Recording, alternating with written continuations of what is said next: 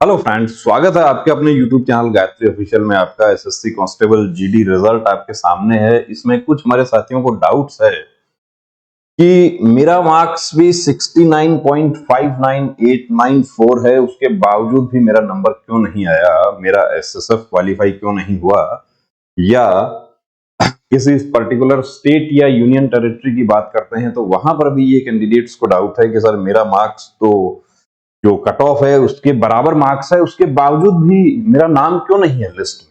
ठीक है, उसकी मैं आपको वजह बता दूं कि जो टाई केसेस हैं उसके लिए ये जो आप देख रहे हैं यहाँ पे रिजल्ट, जैसे हम फीमेल कैंडिडेट्स का रिजल्ट देख रहे हैं,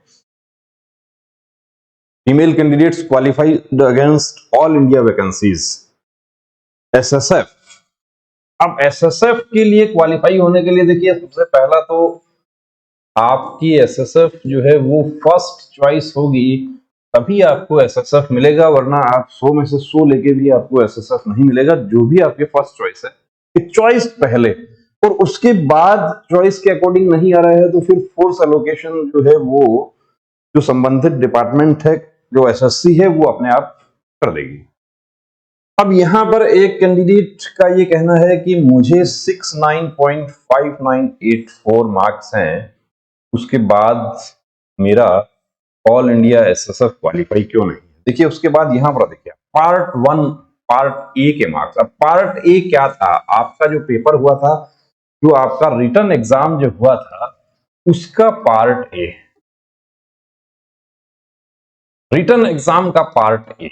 और उसके बाद अब सपोज कीजिए कि 2 कैंडिडेट नहीं, 3 कैंडिडेट नहीं, 4 कैंडिडेट नहीं, हो सकता है 5 कैंडिडेट ऐसे होंगे जिनको यही मार्क्स होगा, लेकिन लास्ट में लेना तो एक है, तो वो एक लेना है। अब पार्ट ए के मार्क्स देखे जाएंगे। अब 5 में से पांचों के ही पांचों 20.5 हैं पार्ट ए में, तो पार्ट बी के चेक होंगे। पार्ट बी के भी 5 के 5 कैंडिडेट्स को 9.75 है, तो क्या होगा, फिर डेट ऑफ बर्थ देखा जाएगा। ये फाइनल सिलेक्शन जो होगा आपका, उसमें भी यही रूल लागू होता है कि टाई केसेस होंगे, यानी बराबर मार्क्स होने की स्थिति में सबसे पहले आपके मार्क्स चेक होंगे। मार्क्स यदि बराबर हो जाते हैं तो पार्ट ए के मार्क्स चेक होंगे, पार्ट ए के भी के बराबर हैं तो पार्ट बी के, और पार्ट बी के भी बराबर हैं तो डेट ऑफ बर्थ। ये पार्ट ए और पार्ट बी है। मैं आशा करता हूं कि आपको समझ आ गया होगा। ऐसा ही किसी स्टेट का कट ऑफ उठा के उसकी भी बात करते हैं। देखिए इसमें लिखा है यहां पे कि जब डेट ऑफ बर्थ जो है वो भी यदि समान हो जाए तब क्या होगा, कि एक ही दिन वो पांचों कैंडिडेट्स का जन्म हुआ है तब क्या होगा, वो भी पूरा लिखा है यहां पे। रिजोल्यूशन ऑफ टाई केसेस, बराबर मार्क्स आ रहे हैं तो किस तरीके से उसका रिजोल्यूशन किया जा रहा है उसके बारे में बताया गया है। तो resolution of tie cases in the event of tie in normalized marks of candidates in the computer based examination including NCC bonus marks, such cases have been resolved by applying following criteria one after another in the given order till the tie is resolved।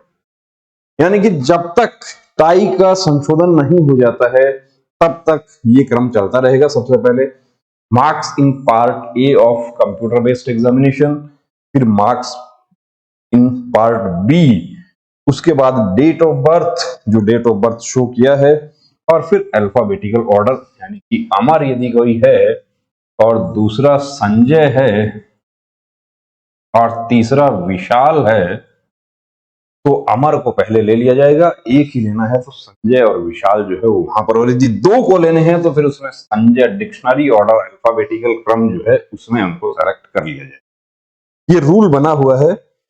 अब यहां पर हम ऐसा ही एक किसी state का भी देख लेते हैं। देखिए यदि हम बात करें बिहार नक्सल और यूआर जनरल कैंडिडेट्स की, अब बिहार नक्सल जनरल कैंडिडेट्स 207 कैंडिडेट्स अवेलेबल हैं। 207 में 3 का पूरा पूरा भाग जाता है।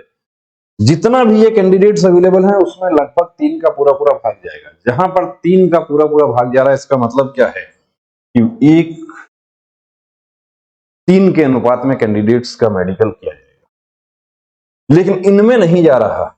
General Chandigarh general district UR 2 ही कैंडिडेट अवेलेबल हैं, 2 ही कैंडिडेट अवेलेबल हैं, तो क्या वैकेंसी जो है वो 1 है या 2 है? चलिए हम इसकी बात करें। अब 52.4207 ये मार्क्स लेने के बाद भी एक कैंडिडेट जो है 52.4207 ये मार्क्स लेने के बाद भी कैंडिडेट का मेडिकल लिस्ट में नाम नहीं है।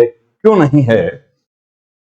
पार्ट ए के मार्क्स कितने हैं? जब हमने पूछा पार्ट ए के कितने हैं, तो पार्ट ए के मार्क्स उनके ये जो मार्क्स दिया हुआ है इससे कम निकल गया। कहा पार्ट बी में तो मुझे ज्यादा है, पार्ट बी के नहीं देखे जाएंगे, पहले पार्ट ए के मार्क्स चेक होंगे, और पार्ट ए के यदि इसके बराबर हैं तो पार्ट बी के चेक होंगे, पार्ट बी के भी बराबर हैं तो उसके बाद ये डेट ऑफ बर्थ, और यदि ये डेट ऑफ बर्थ भी सेम है तो संजय को आउट कर दिया जाएगा और अजय को इन कर लिया जाएगा। तो ये है टाई केसेस जो आप लोग पूछना चाह रहे थे कि पार्ट ए और पार्ट बी क्या है, वो टाई केसेस के लिए है, रिजोल्यूशन ऑफ टाई। तो दोस्तों बने रहिए चैनल के साथ, और यदि आपने सब्सक्राइब नहीं किया तो प्लीज सब्सक्राइब करें। जय हिंद।